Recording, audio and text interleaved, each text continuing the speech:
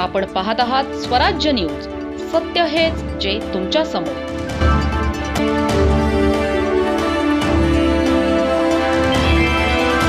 धुळे जिल्ह्यातील दोंडाईचा शहरातून एक आनंदाची बातमी. येथील सुप्रसिद्ध बालरोग तज्ज्ञ डॉक्टर निलेश बागुल आणि डॉक्टर सौ पूजा बागुल यांच्या बाल रुग्णालयाच्या नव्या प्रशस्त वास्तूमध्ये स्थलांतर करण्यात आले.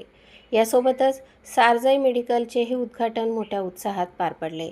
सरस्वती कॉलनी आप्पासाहेब मैदानासमोर झालेल्या या उद्घाटन सोहळ्यास विविध क्षेत्रातील मान्यवर उपस्थिती लावली होती. सरकार साहेब रावल, डॉक्टर हेमंतराव देशमुख, ज्ञानेश्वर भामरे, हेमराज पाटील, पूजाताई खडसे, प्रवीण भाऊ महाजन, जितेंद्र राजपूत, इंजिनियर निखिल मालू आणि सौ खुशी मालू यांची प्रमुख उपस्थिती होती. सारजाई मेडिकलचे उद्घाटन बुधा राजधर बागुल यांच्या हस्ते करण्यात आले. कार्यक्रमात मान्यवरांचा सत्कार करण्यात आला, तसेच त्यांनी मार्गदर्शनही केले. यावेळी डॉक्टर हेमंतराव देशमुख यांनी पैशापेक्षा माणुसकी मोठी असते, गरिबांचे कैवारी बना आणि नाव कमवा असा मोलाचा संदेश दिला. स्वतःच्या नव्या वास्तूमध्ये रुग्णालय सुरू झाल्याचा आनंद बागुल कुटुंबियांच्या चेहऱ्यावर स्पष्टपणे दिसून आला. कार्यक्रमाच्या यशस्वी आयोजनासाठी नरेंद्र बागुल, प्रेमराज बागुल आणि जितेंद्र बागुल यांचे विशेष सहकार्य लाभले. दोंडाईचा परिसरातील बालरुग्णांना आता अधिक आधुनिक आणि दर्जेदार आरोग्य सेवा या नव्या रुग्णालयातून उपलब्ध होणार आहे. प्रतिनिधी प्रभाकर आडगाळेसह स्वराज्य न्यूज, दोंडाईचा. या नव्या इमारतीच्या हॉस्पिटलच्या उद्घाटन प्रसंगी हजर असलेले आदरणीय सरकार साहेब रावळ,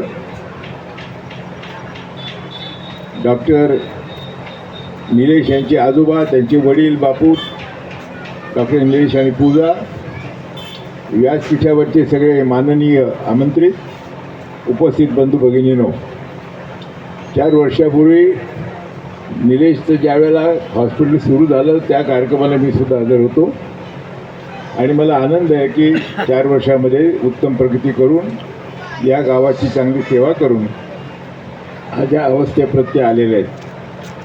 साधारण 2 पिढ्यापूर्वी म्हणजे 40-50 वर्षापूर्वी या भटक्या विमुक्त धनगर समाजात शिकलेला माणूस सापडणं अवघड होतं. पण आज जर पाहिलं तर खूप लोक शिकलेत, खूप पुढे गेलेत. मला आनंद आहे आणि विशेष करून पहिल्यापासून मी 60 वर्षापासून भाषणं करतो की ज्या घरातल्या ज्या समाजातल्या मुली शिकतात तोच समाज पुढे जातो. आणि म्हणून आज या समाजातल्या मुली खूप शिकत आहेत, पुढे जात आहेत, डॉक्टर होत आहेत, वकील होत आहेत, इंजिनियर होत आहेत. त्याचा मला मनापासूनचा आनंद आहे. मी त्याच्या दवाखान्याच्या वेळेला सांगितलं होतं आणि 1960 साली जेव्हा मी इथे आलो, 66 साली, तेव्हा 2च डॉक्टर होते, मी आणि डॉक्टर सोनी. आणि माझ्यानंतर 1 वर्षानं या गावातले सत्पुरुष डॉक्टर टोणगावकर नाना इथे आले होते. त्यामुळे 60-66 सालापासून जेवढे दवाखाने हॉस्पिटलचं उद्घाटन झाले त्या प्रत्येकाचं मी साक्षीदार आहे.